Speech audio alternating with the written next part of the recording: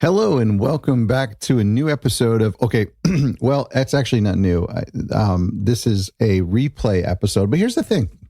When we do label mates, for example, I'll be chatting with the group and they'll be asking questions, and I'm like, we just talked about this in an episode a couple of months ago. Did you hear that episode? And someone's like, no, I missed it. I'm so arrogant to think that all of you catch every single episode and have been listening to every single episode for the past 7 or 8 years.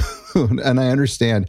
Listen, I listen to a bunch of podcasts, and I will listen to, especially in the non-entertainment world, like in the kind of self-help or business development world, I'll only listen to the episodes I think that are relevant to me in the moment. So today we're going to be looking at the topic of physical distribution. And we've been talking lately a lot about making records and selling records. And we talked about record stores just last week on the For the Love of Vinyl podcast. And so I think it's important for me to dig up this episode where I talk with Abby Goldsmith, who is the label representative at Secretly Distribution. If not the biggest, probably one of the biggest physical distributors in the independent music scene. And so literally the best person, the best company to talk to about this. And what I did with this interview this was back in 2023, I believe, maybe a little bit earlier. And I know that there's some of you out there who missed this. And when we talked about distribution recently in our Label Mates group, I put a link to this episode. So I wanted to share it with the greater community as well. Because when we talk about selling records and distribution, there's often the question of, if you're a small independent label, if you have one artist, if you have two artists, 5 artists, maybe you have one title, maybe you have less than 10 titles in your catalog, is physical distribution something that's available to you? Like, is that even something that you're worthy of getting? And surprisingly, the answer oftentimes is not yet. Not yet. Physical distribution is something that a label kind of has to earn, and a label's catalog has to earn. And that's something that we dive into in today's episode. Before we dive into today's episode, and it's a great interview, and I'm so excited for you to hear it for the first time, and for some of you to hear it for the second time, and maybe it's a little bit more relevant today. I want to give a huge shout out to our friends at Lander. Lander is, you might remember Lander from over a decade ago, and they were one of the first to do online mastering, and they were doing online mastering services. This company has drastically evolved. By the way, they're a Canadian company, which I love, but they have drastically evolved over the years to offer so many services for independent artists who are self-managing their career, or smaller independent record labels who are managing a few artists' career. And so they have their incredible mastering tool, which I've used and comes in really handy when you're doing lots of different releases like B-sides and live albums and demos and that kind of stuff. To have an online option is really cool. But they're now doing digital distribution, and these guys are a preferred partner from Spotify, and they do digital distribution incredibly well. They have one of the best annual prices. It's incredibly affordable, and they offer everything, and they don't take anything. They take 0% cut, and yet they offer all of the amazing services that other ones do plus more. And then what's cool too is when you get into your portal, you realize, oh, they have online courses from reputable teachers on certain subjects like Spotify and playlisting and mastering. And then you realize they also have sample packs that we can use, royalty-free sample packs, and tons of plugins that you get. So it's when you sign up, different from when you sign up with other digital distributors where you just get the digital distribution. With Lander, you get so much more. And so click the link in the description of this episode to give a trial. If you go through us, you get a 20% discount off of your membership, making it even more affordable. So go to otherrecordlabels.com/Lander. That's spelled LANDR, or click the link in the description of this episode. Distribution. And by the way, correct me if if I'm wrong, but the question I have a lot of questions about, the topic I have a lot of questions about, or the facet of distribution, is the physical side and the retail side. Digital, obviously, that's kind of a separate thing. But from the brick and mortar area is something a lot of like labels are still really like small labels, they stress about a lot because they don't really feel legitimate if they don't have their records shipped to stores on release day. And even though a lot of us will think, okay, well, we'll get there eventually, and I'm going to ask you about all this when we dive in, but even though they think we're going to get there eventually, they're not sure of what that path looks like, or how do you know that you've got there, whatever that means. Does that make sense? Yes. Yeah, no, that definitely makes sense. And yeah, similarly, I mean, I think that's been the experience of a lot of labels we work with now. I mean, I have a lot of friends labels who are not with a distributor yet, at varying levels and sizes. And sort of being in the community that I am, and it sounds like you are as well, I think, yeah, there is such an emphasis on, vinyl or physical formats, and it does feel more legitimizing. And I do think it's important, and I do think that there are, of course, there are paths, but and we can get into this more later, but there are a lot of things that you can do before, maybe you're at a scale or size to be with a full service distributor. There are things that you can do to sort of, start that process, definitely. That's awesome. And we're definitely going to dive into that. But first, let me ask you about, so we're talking about distribution. I know that Secretly does digital and physical. What is the terminology here? Like, are we talking, is it physical distribution? Is it retail distribution? Like, what do you in the industry folk call it? Yeah, I would say we call it physical distribution. Okay. I mean, we refer to ourselves as a global physical and digital distribution service. Okay. Yeah. Well, I guess physical makes a lot of sense because it's like digital and physical. They're like brother and sister. So yes. Yeah. Okay. That's cool. They're both very important, pieces of the pie. Yeah. Okay. No, that's good. As I was thinking about this, I'm curious, is this like your job and this topic, it's like more important than ever, I would imagine, because of like the vinyl resurgence that's happened in the past 15 years, and it has not slowed down yet. Is that true? Yes, absolutely. I mean, I think for us and our community, it's been interesting because physical and vinyl were like never out of the picture. Yeah. Of course, the quantity is different and the like priority of that format is different. But physical distribution has always been an important part of like our business specifically. And, I think that the independent music world generally, I know major labels that became, of course, less important for a period of time. But like Secretly distribution was founded on the premise that the labels, Secretly Canadian, wanted physical distribution. That was, they were having trouble getting in with record stores. They were having trouble getting paid. And so that's kind of course, digital has come in and become a big, important part of our company and distribution generally. But yeah, the basis was definitely physical. And though it maybe the, percentage between the two has varied over time. Vinyl has definitely, industry wide had a pretty wild resurgence. And, but yeah, it never like went away I get for that. us. No, I totally get that. Let me rephrase it, reform it here. Has the digital era, and I'm not just talking about streaming, I'm also talking about social media and all of our like instantaneous appetites. How does that like affect the demands and expectations of customers where it's like, at 12:01, we can hear an entire album and now we like it and we want to go to the store and we want to pick it up, or Amazon, we want it to be available on Amazon, same day shipping or next day shipping. So has everybody's demand for immediacy, has that trickled into retail? Definitely. I I mean, luckily, I think now we're at a point where at least a lot of physical customers kind of understand. I think it can be challenging with some of the newer physical customers, of which there are quite a bit. Okay. Just because they kind of were born into this immediate realm. Yeah, I get what you're saying.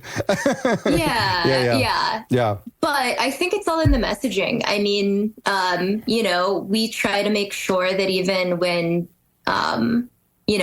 whether it's digital singles going up or a full, digital album arriving before the physical format, we want to make sure that's all communicated like as clearly as possible. We also typically will have, physical pre-orders up at that time. So while they can't grab it immediately, they can order it. I feel like they have a place in line.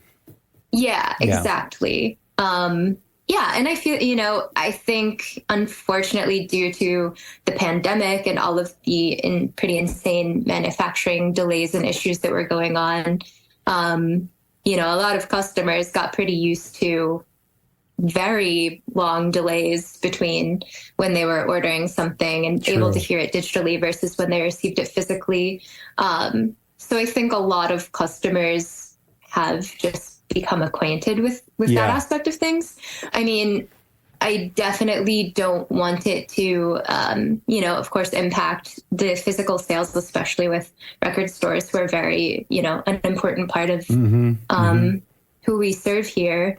So, we do our best to drive folks there regardless. I think a lot of the people, there is some competition, of course, between digital and physical, but I really think they're complementary at this point. And I think more people are willing to accept that they are complementary with each other.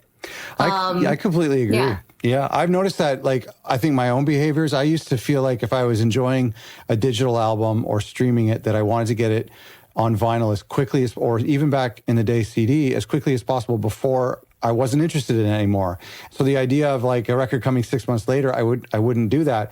Now I feel like from a label's perspective and from an artist's perspective, I feel like that separation is almost like elongating the life of the lifespan of the album in a good way.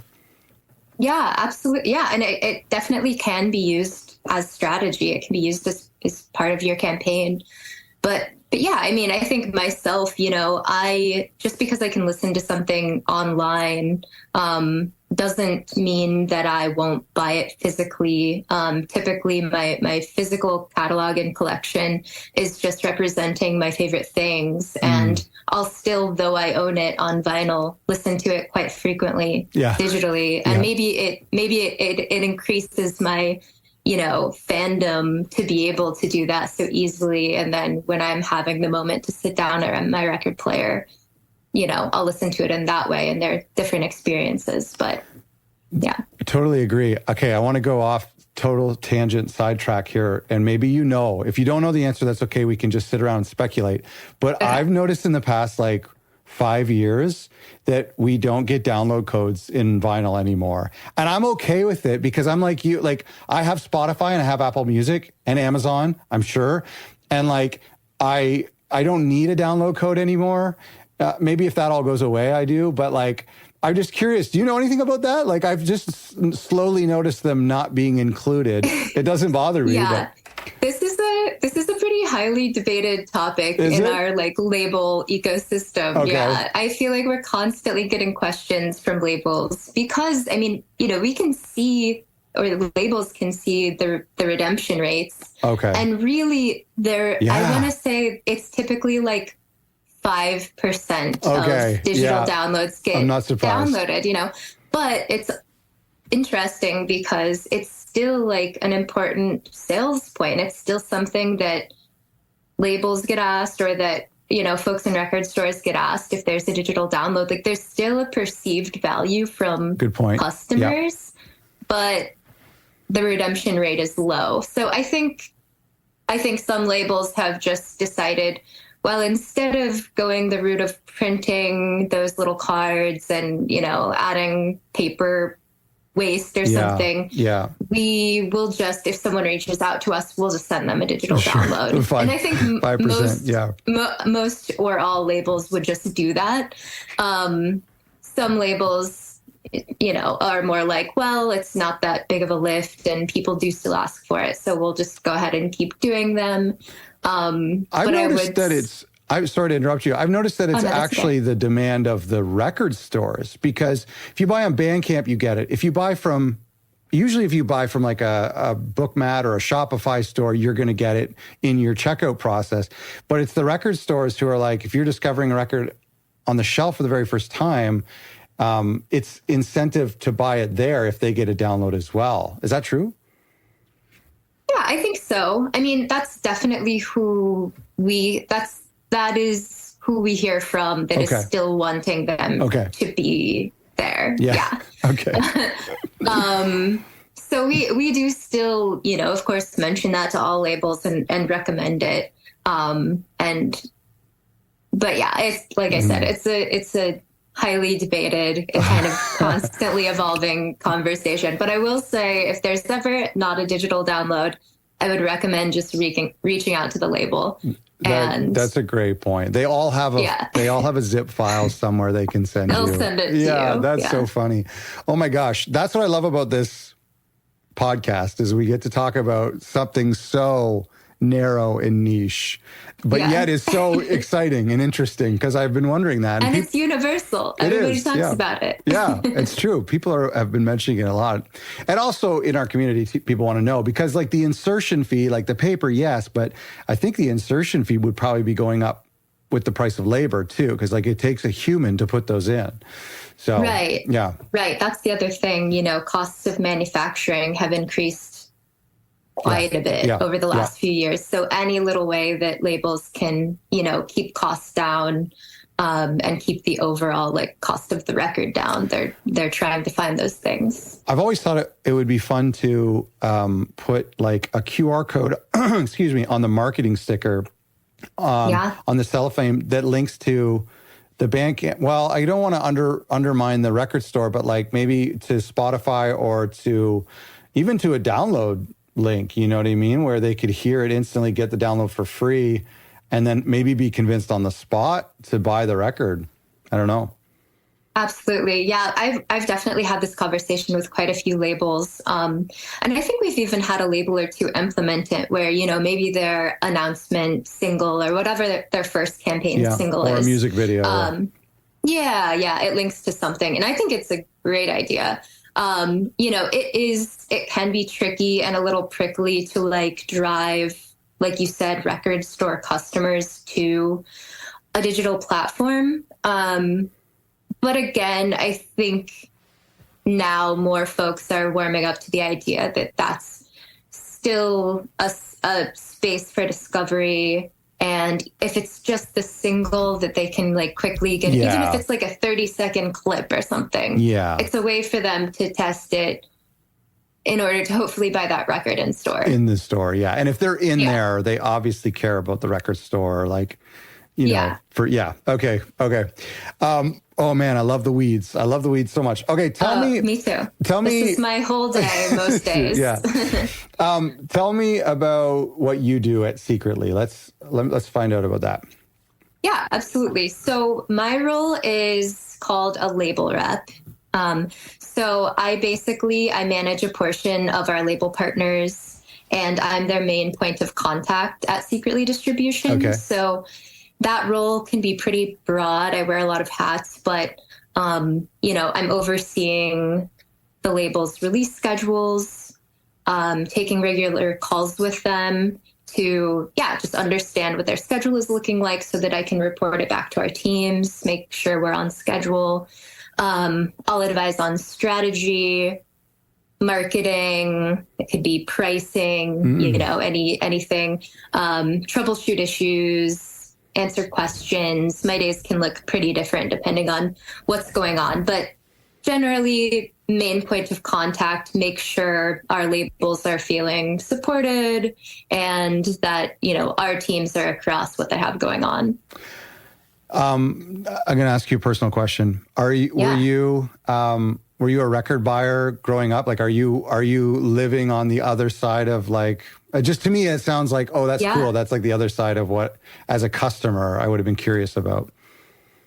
Definitely. Yeah. Yeah. So I did go to school for a music business degree. But my main kind of starting point was I worked in a record store. That was my first music job. Oh, cool. And I had maybe had a few records before that. I mean, I definitely collected CDs and things like that. I bought physical media for sure. But I think the large part of my record collection started when I was working at a store.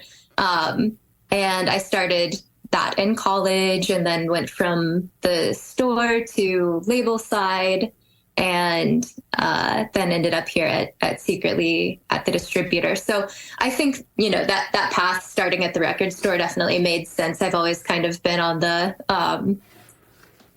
sales and marketing and started in with physical. What kind of perspective do you have in your job now that you got from being, behind the desk at a retail store?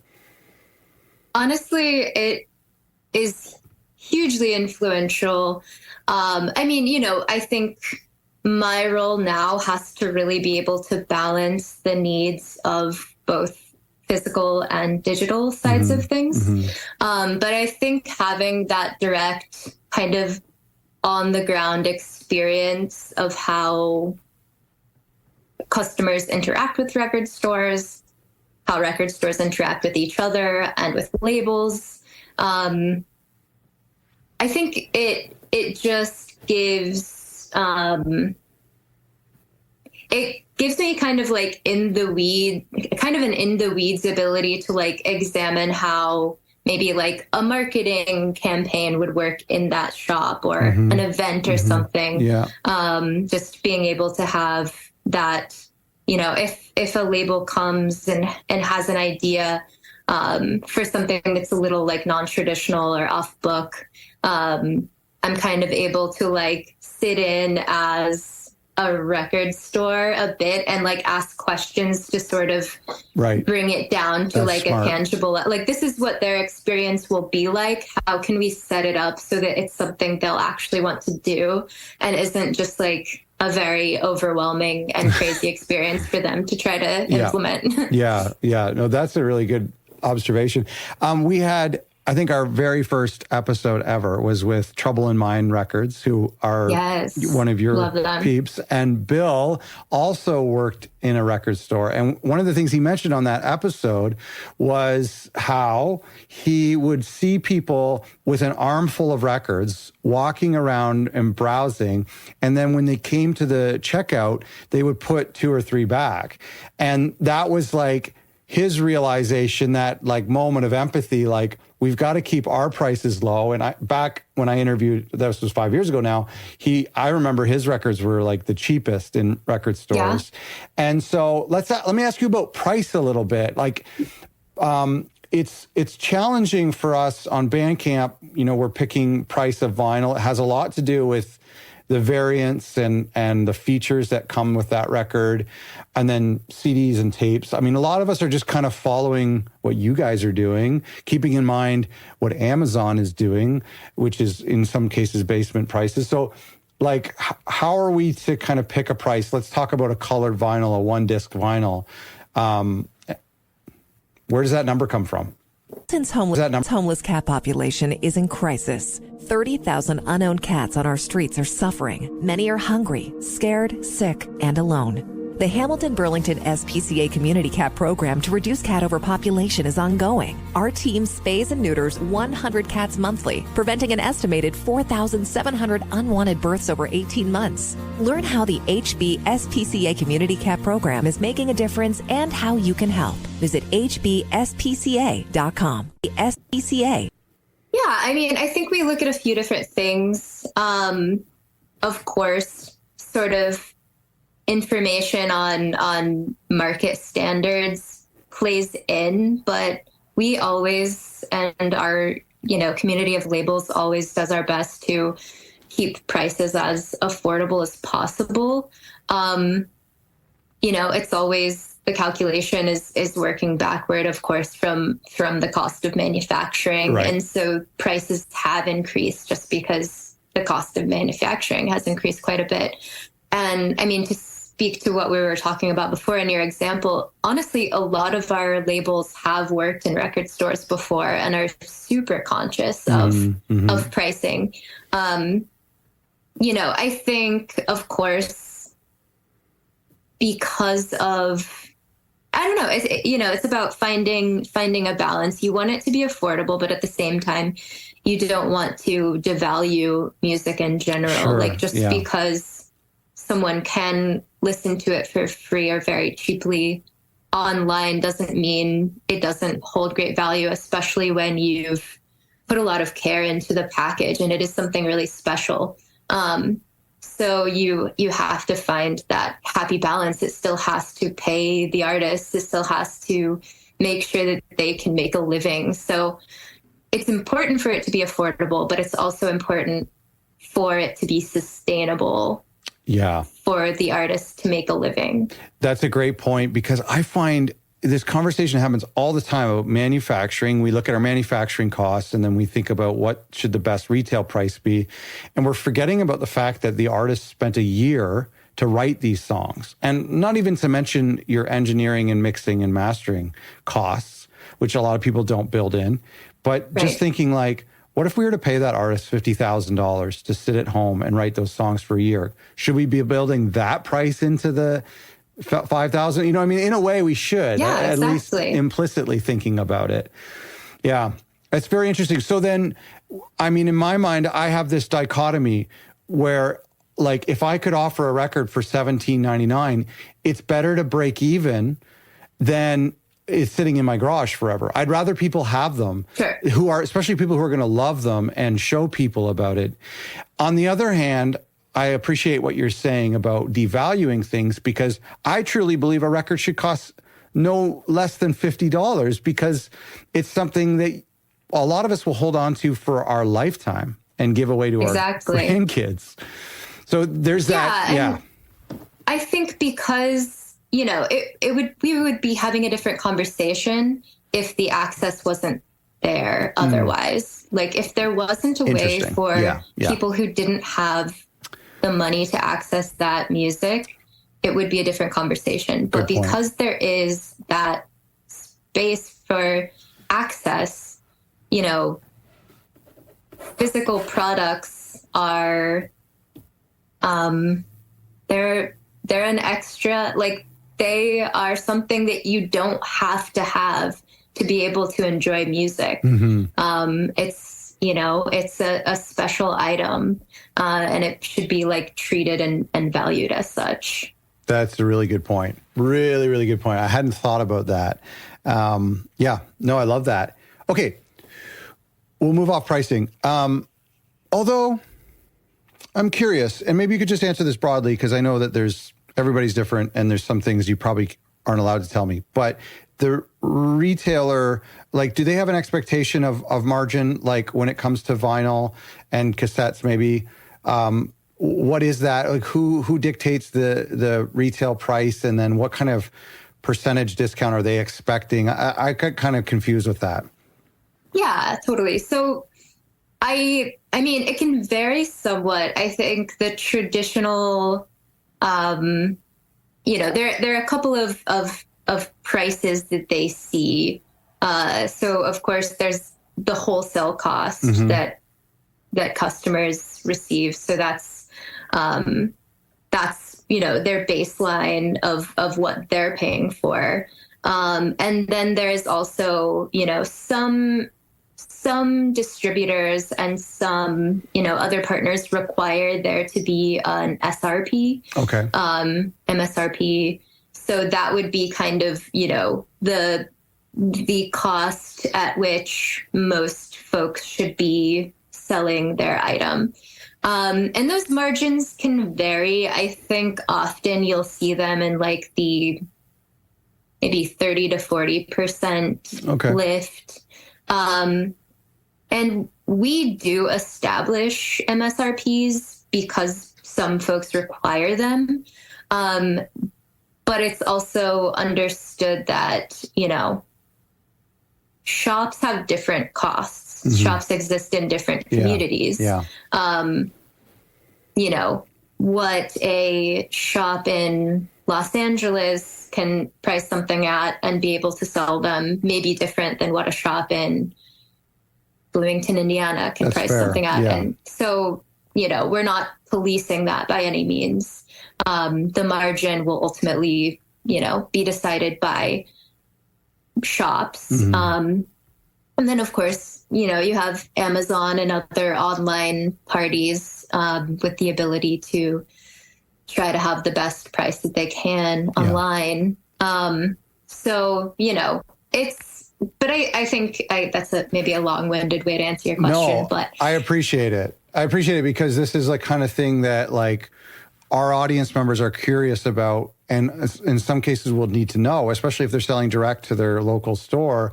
And it's a tough question. It's not something you could just post online and get an answer from. So I do appreciate getting that insight. So where does the job of distribution begin? In your case, when does it begin? Are you involved in manufacturing at all? Or when does the album come into your orbit? Yeah, so that's a great question. I guess to answer the manufacturing bit, that really depends on labels. So we do offer a manufacturing and distribution and M&D option. Okay. The majority of our labels handle their own manufacturing, but it is a service that we offer.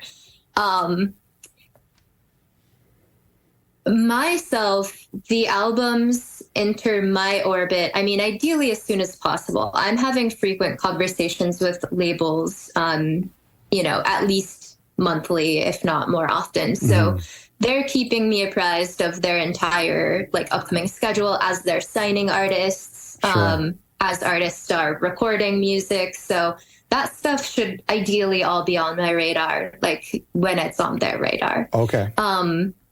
As far as when things, kind of get into motion, there are certain key points. Before they go into manufacturing, there are, ways we interact with them. We will pitch for vinyl exclusive partners. So, that's a point in time prior to manufacturing where they would need to give us some information so that we can take it to other partners and see if, a Vinyl Me Please or Rough Trade is interested in partnering on an exclusive variant. Sure. DSPs really want to, they ask for information really pretty early, many months out. Okay. I think already now they're hoping to know a little bit about Q1 of 2024. So those conversations are happening early. Wow. It is great for us to know 9 months to a year out. Yeah. And that schedule is tough. As you mentioned before, artists really don't want to sit on music. They want to make it and release it. And I totally understand that drive. But when you're talking about wanting a campaign that is global, that is physical and digital, and that's going to be successful, you really need some time to put your plan together and properly implement it. Couldn't agree more. So just to give our listeners some context, we're recording this in June. So you're talking about some people requesting information 6 to 7 months ahead of time. I think I've said this before, labels I feel like should know that. They really should have an idea, even if it's a blurry idea of what they have planned for this fall, for Christmas, for Q1 next year. It's a good practice to have. It is.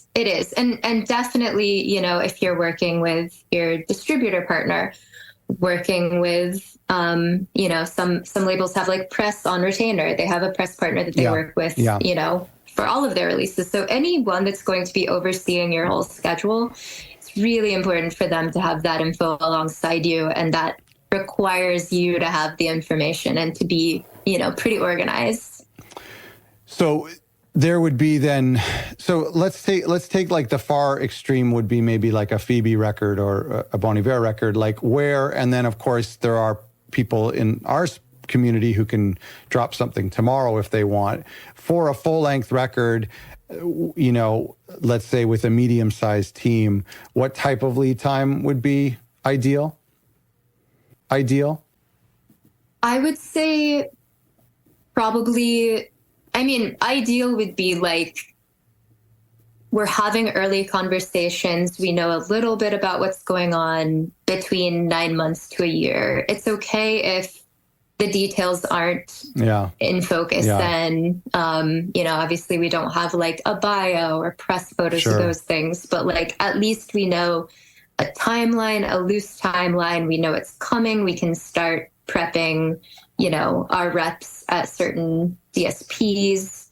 And, you know, we can just have it in our schedule to understand kind of the key points along the next few months that we need to hit to be able to, especially for, like a campaign for something that may get some significant marketing support. Those things get booked really far out. And if you want to, you know, if you want to look at any sort of, you know, funding or different programs. I mean, we have a lot of interesting programs with like retailers, something like an Amoeba What's in My Bag or those sorts of things, Rough Trades edit program.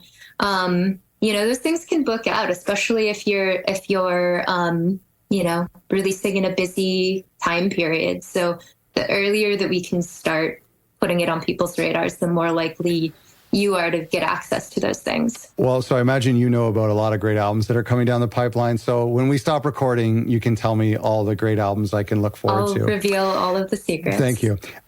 So you could just share your screen. Just show me the spreadsheet. Let me ask you, we were talking about download codes. We were talking about the what customers are getting used to. So you've worked in a retail store and you represent the labels and distribution. Have you noticed any sort of trends that people are interested in when it comes to color vinyl, when it comes to anything like what kind of packages should we be putting together? Maybe some interesting things on tapes or whatever. I'm just kind of curious. Are there things that us as labels don't need to waste our time on? Cellophane or stickers or download cards? Are there things that are more important?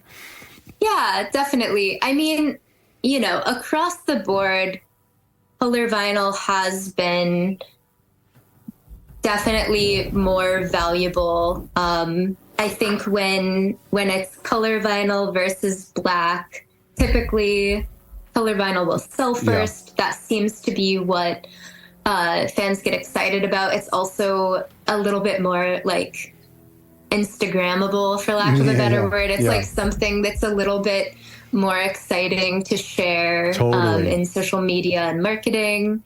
That said, I think, you know, there was definitely a heyday for like so many variants and so many colors, and there is a bit of fatigue there. I think it's been overwhelming, and now that most releases have a color variant, I think it's still important.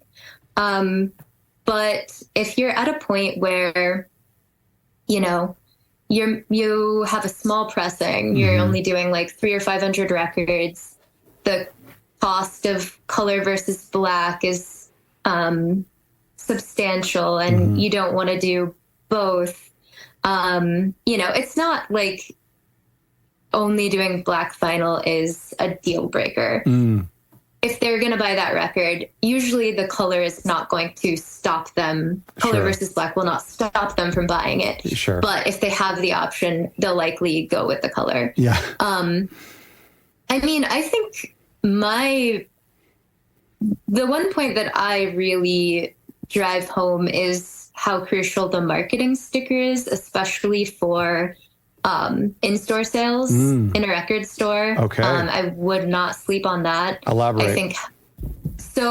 I think just making sure that on your packaging is a sticker that, I mean, definitely if your artist or album title aren't featured clearly on the record itself, make sure that's there, of course. But yeah, including information that would interest someone who isn't familiar with the artist, like include recommended if you likes, band, you know, if you like these bands, you'll like this record. That's definitely something that I picked up from working in a record store, from being a collector myself. When I'm looking for something new, I'm looking for marketing stickers. I want a brief description of what this is. It can even be like super cheeky and weird. We have a label numero that writes the most insane little blurbs, but they're funny and they draw people in, and it works. Whether it gives you actual information about what it sounds like or not, it is a quick way to like differentiate yourself from other records in the shop and to catch someone's eye. That's awesome. I completely agree. And I'm a sucker I fall for like album bios all the time. Like if it's one sentence and like this was recorded in an abandoned church with one microphone, I'm going to buy it even though I might not like it, but it's like, you got me. I love that thing. Yeah. Exactly. That's so smart. Even maybe a picture of the band too. Yeah. Yeah. And like you said earlier, I mean, if you can do a QR code with, you know, a quick way to listen to part of the song or the full song or a video. I think things like that are really big. And then let's see, I mean, it can really vary by artist and by genre. You know, I think for established artists with you know, well-established fan bases, any sort of like, you can go a little bit crazier with what you're offering in the package because you can get away with a higher price point. Right. They're already fans, so they're going to want like exclusive items, special like inserts with more photos and information. You know, I think with a debut or developing band, keep it as cost effective as you can, keep it simple, interesting, of course, focus on great assets. You want the album art to be cool, and eye-catching, but I would keep the packaging simple so that you can keep the cost down, so that as you know, there's the possibility of someone not knowing who that is, but still making the choice to pick it up. Yeah.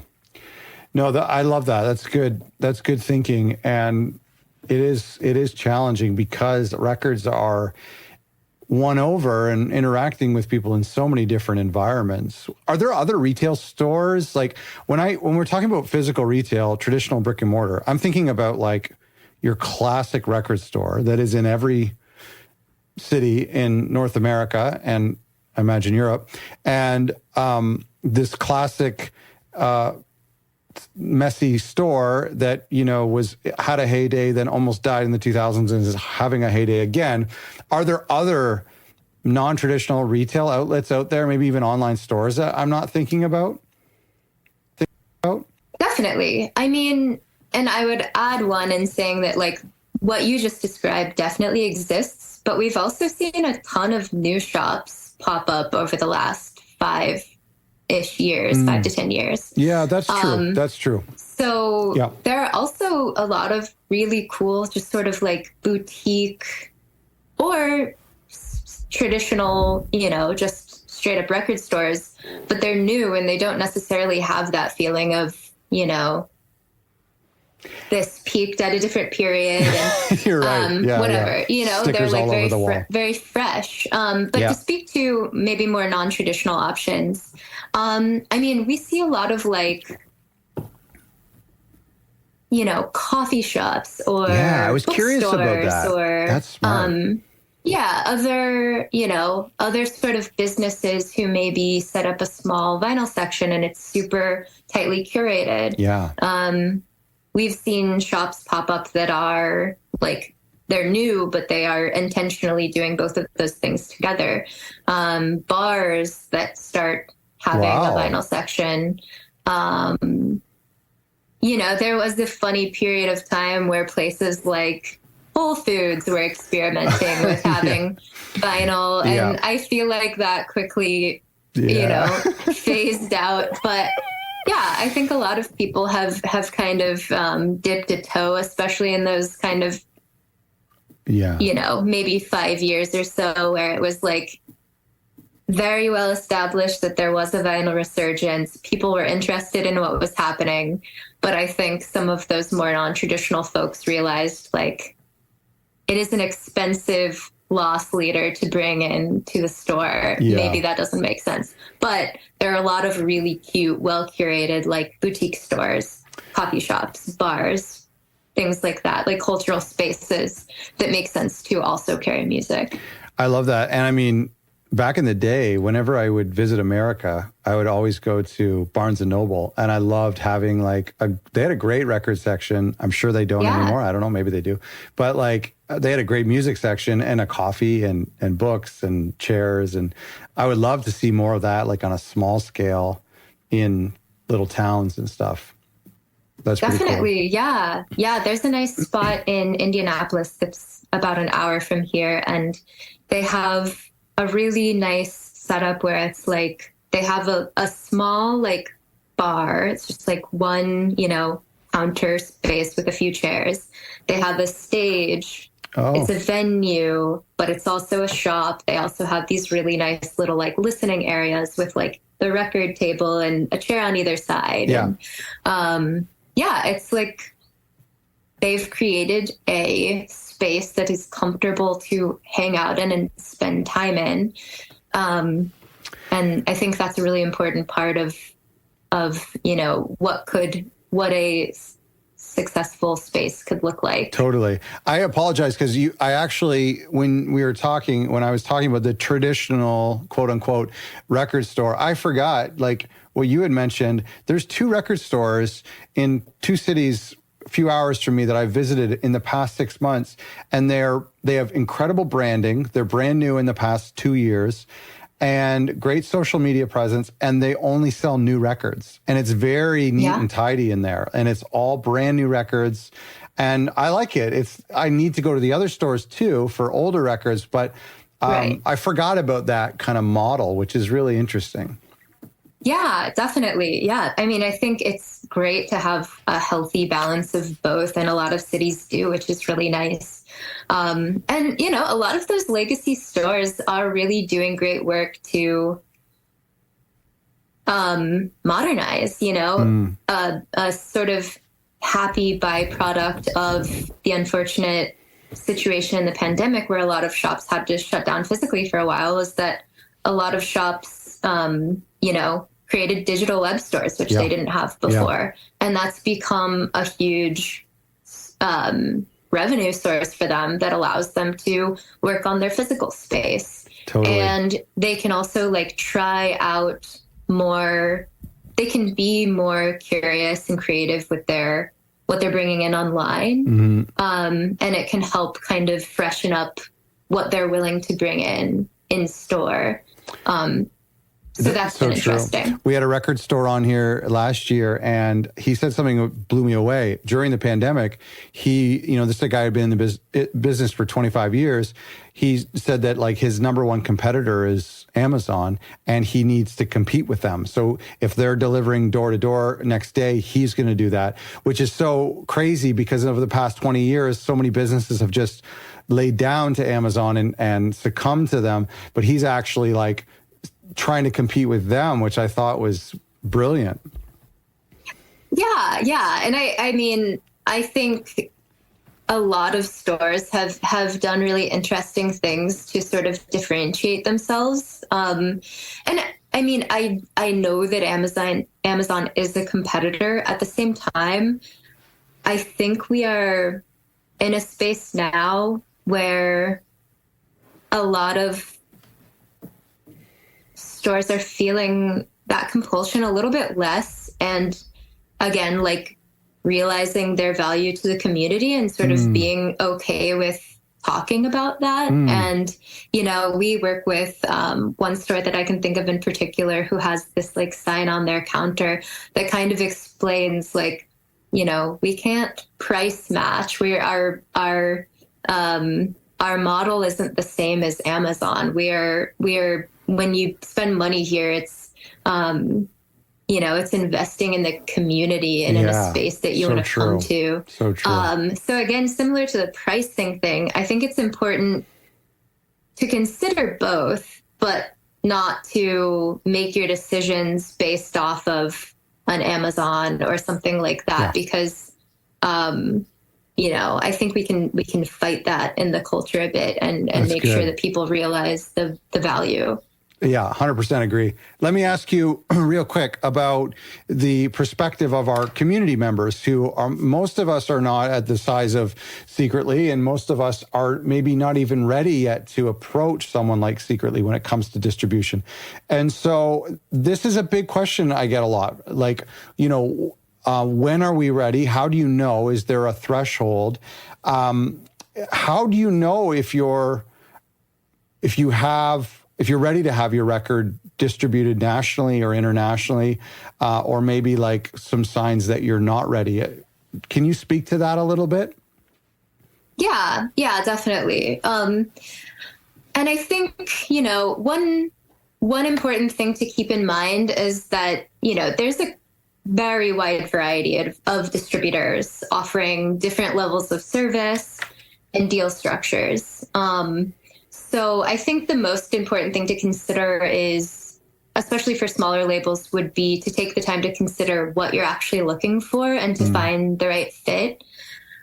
You know, at Secretly, like I said, we're a global physical and distribution partner.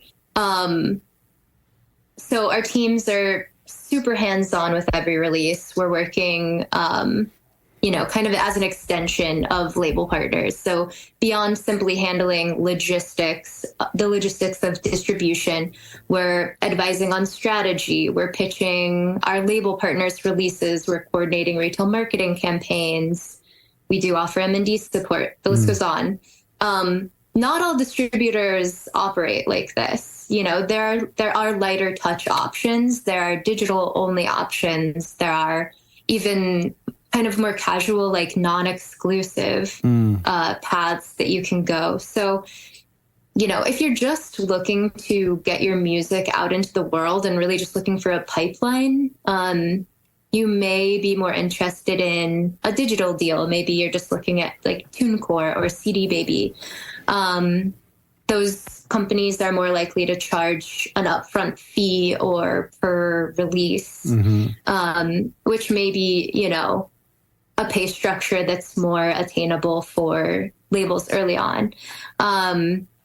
Whereas, you know, at Secretly Distribution, it's more of an advanced option.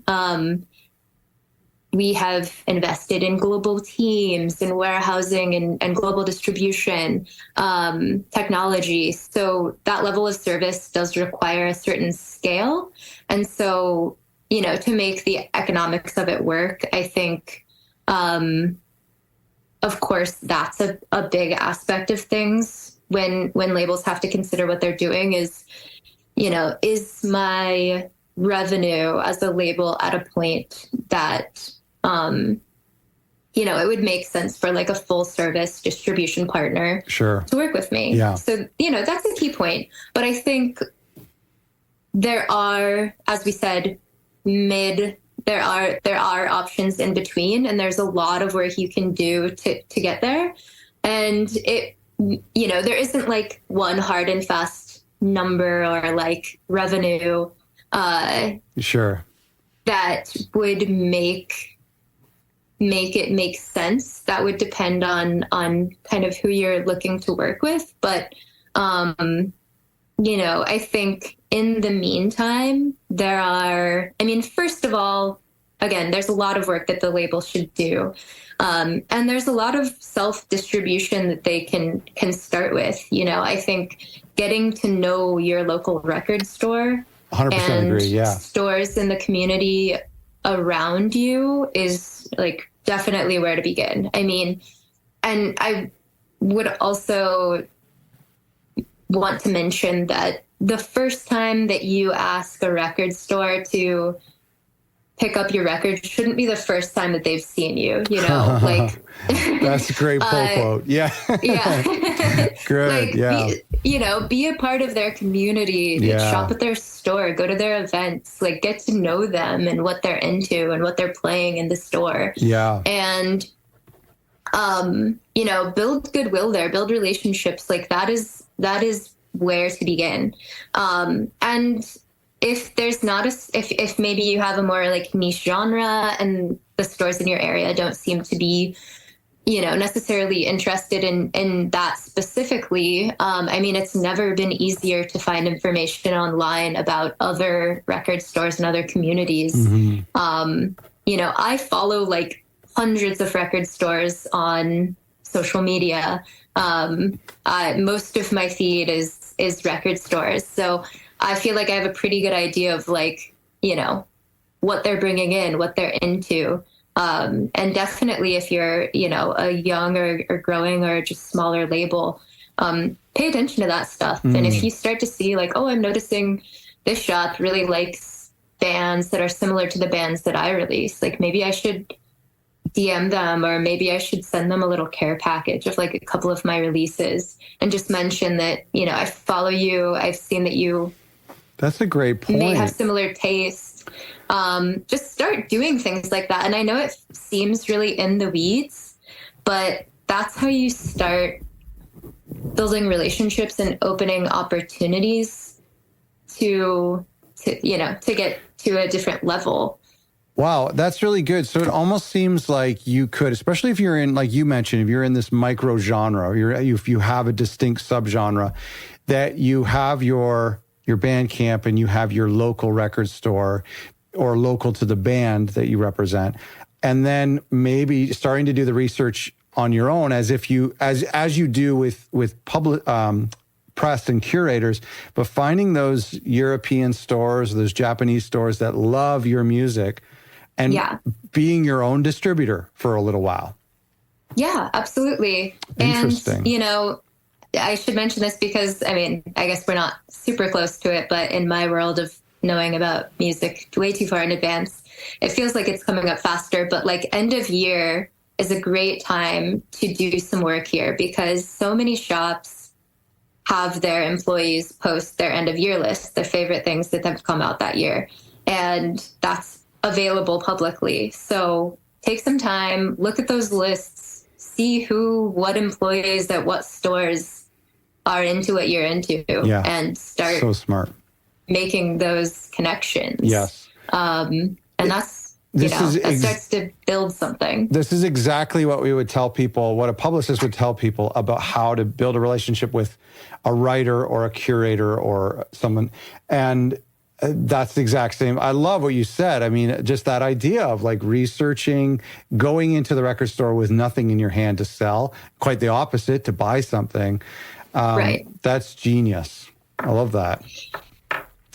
Okay, then, I forgot what I was going to ask you. Shoot. Well, that's kind of good to know because I was going to ask you like what to do in the in-between time, but that's good to know that there is something that we can do in that little in-between period. I remember, and this is what I was going to ask you, I remember in the olden days that the concept of physical distribution was if your band is on tour. So the only reason I should have a record in a city 250 miles away is if they're playing through that town. Is that true? And let me tack on another question into that question as well. Would that be true in any sense if I notice my Spotify numbers for an artist have a ton in Montreal, for example? Yeah, so that's a great question. I think it is very important if you're, the work is not done with getting a record in a store. I think before that happens, you want to make sure that there is an audience who would potentially buy that record. Mm-hmm. I think, what I was talking about before of like pinpointing maybe tastemakers who are interested, that's kind of a different thing because there is an aspect, of course, of the record store where they are tastemakers. And if they really like something, they'll recommend it. But if something is just sitting in their shop, in the shelves, they don't know about it, there isn't an audience for it in town yet, you've never played that town, it's not really beneficial to necessarily have that. The likelihood of discovery, it is there, but it's low. And, you know, a lot of shops keep track of when something is selling and how long it's been sitting there. So it could actually be potentially detrimental to have something sitting there for a super long time. Yeah. So, you know, I think, you know, in your local community, whether you can get something in a shop, you know, wholesale or on consignment or whatever it may be, like that's step one. Step two is get people there. Make sure that you're sending people there and you're posting about it when you drop them there. And so that the record store can be impressed and they're thinking like, wow, this is really selling. This is doing something. And then, yeah, I mean, I think in other communities, definitely, you know, if you can go to a store and say, hey, our band has, you know, played shows in your town for the last like 5 years. We noticed it's one of their top markets online. You know, they do have an audience here. We'd really love to make sure that they have records in stores. As long as you can come to them with, you know, something to indicate, like they're selling out a venue in your town, or they're typically selling like 50 tickets or whatever that may be. Like, if you're able to make a compelling case for it and show them that somebody's there who wants this, and if they have it, it'll go. You know, half of the label's job is to be a marketing company too. So you've got to make sure that you're driving that, you're building that excitement and putting people there. It's funny how every episode we do ends with, this is hard work. You've got to put in the work. Every facet requires homework and effort. It is.